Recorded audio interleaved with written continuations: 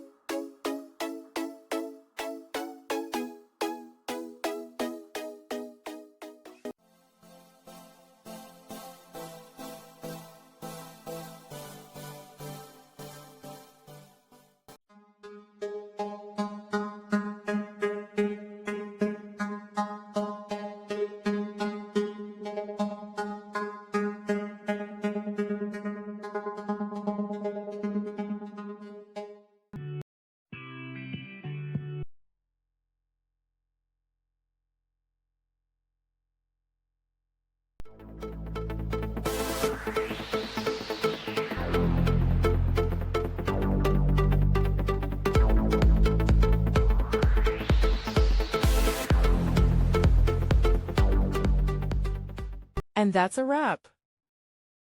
I hope you found the answer you were looking for. If you did, take a second to hit that subscribe button. It really helps out. And let me know in the comments which solution worked best for you. See you next time in the debug zone.